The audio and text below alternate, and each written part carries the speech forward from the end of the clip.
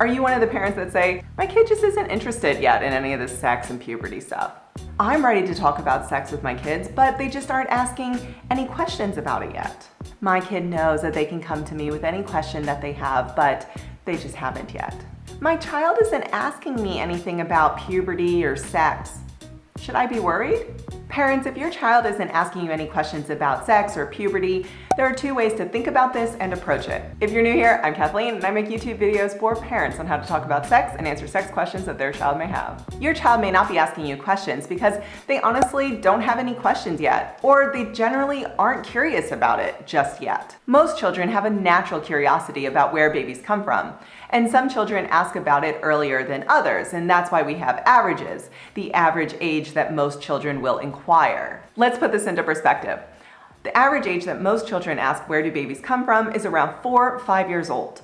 So this means that some children at 3 years old ask where do babies come from, and some for the first time at 6 years old ask where do babies come from. On average, between the ages of 3 to 6 years old, a child is interested in this topic and will ask this question. And usually the basic answer will suffice. But towards the 5, 6, maybe 7 years old, they're gonna want a little bit more information. And if you need help on how to answer the question, where do babies come from, I've got you. But here's the kicker. If your child is now 7 or 8 years old and has never asked where do babies come from, you've got to go to them.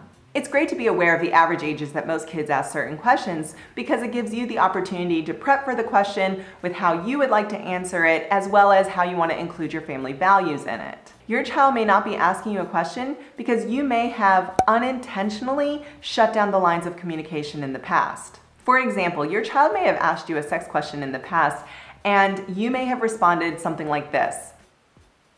Where'd you hear that? That's an interesting question. I'll look that up and I'll get back to you on it. Maybe it was due to your nonverbal communication, the surprised look on your face or confused look, that your child inferred from you that what they asked was taboo or wrong, and they don't want to risk asking you again because they think that they may get in trouble. Who knows why, but kids shut down quickly. It doesn't mean that your child is not interested in that question or about sex or sex-related topics. It means that at this moment, maybe they don't feel safe coming to you with their questions. So parents, you've got to go to them.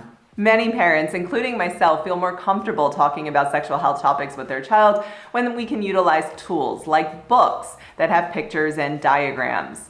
It really helps to have something to look at, not only for yourself, but for your child as well. But if you don't have any age-appropriate sex education books when your child asks where do babies come from, a great book you can pull out is their baby book. Most kids love to look at pictures of themselves, and pulling out the baby book can be a great way to start this conversation. When I did this activity with my young child, I showed her pictures of the pregnancy first, and I asked her how did she think she got into my uterus, which gave us the opportunity to talk about the sperm cell and the egg cell. And then there were pictures of me exercising and eating healthy food while pregnant, so it gave us the opportunity to talk about the importance of nutrition and why she needs to be eating more veggies as well, because she's a growing girl. There were pictures in there of my partner and I DIYing and fixing up our house prior to her arrival. This allowed us to talk about our family values of being financially and emotionally ready to have a baby and become a parent. When we finally got to the pictures of her arrival, I asked her, how did she think she got out of my uterus?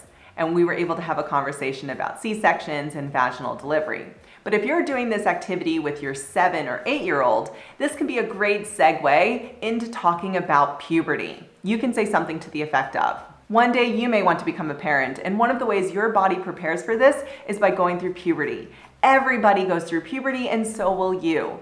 And parents, you can check out this puberty playlist. I have a bunch of different videos on a variety of puberty topics, and you can get an idea of how you want to steer this conversation and which topics you want to bring up in this moment.